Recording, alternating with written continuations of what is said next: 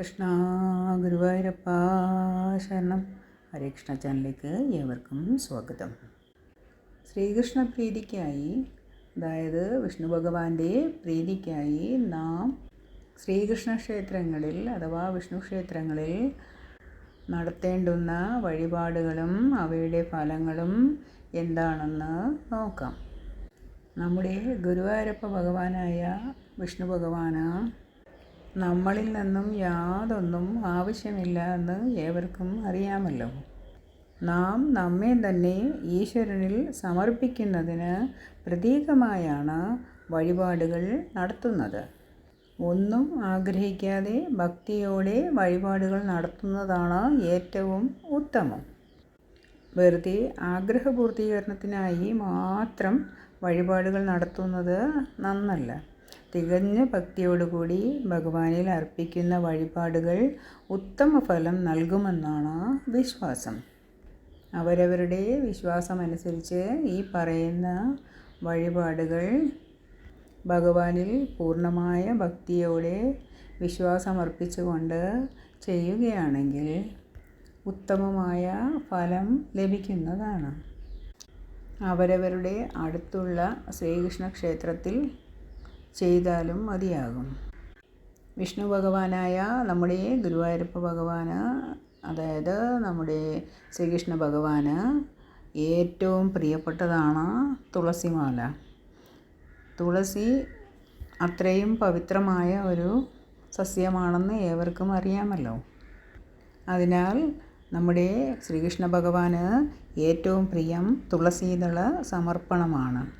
മൂലമന്ത്രം ജപത്തോടെ ഓം നമോ നാരായണായ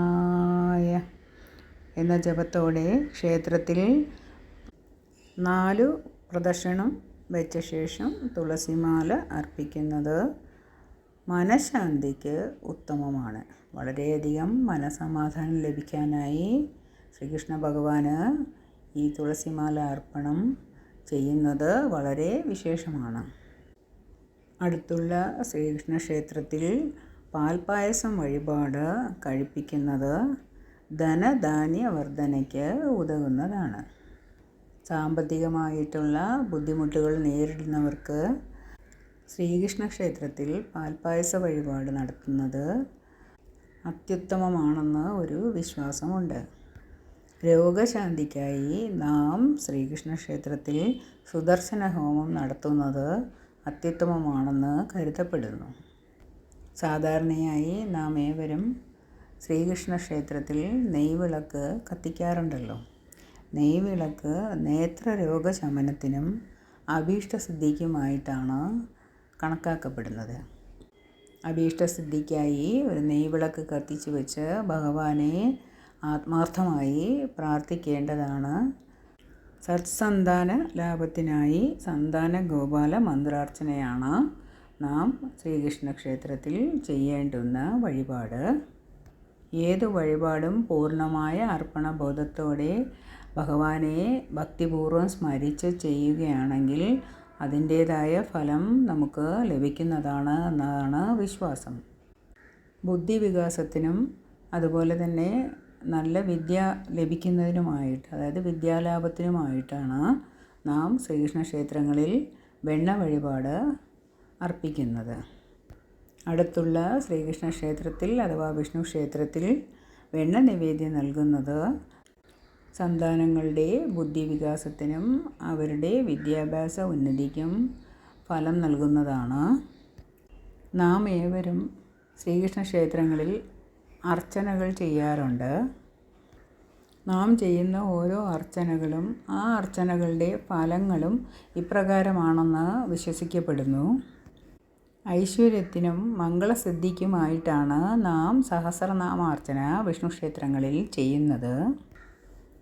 സാമ്പത്തിക അഭിവൃദ്ധിക്കും ഭാഗ്യസിദ്ധിക്കുമായി നാം ചെയ്യേണ്ടുന്ന അർച്ചനയാണ് ഭാഗ്യസൂക്ത അർച്ചന.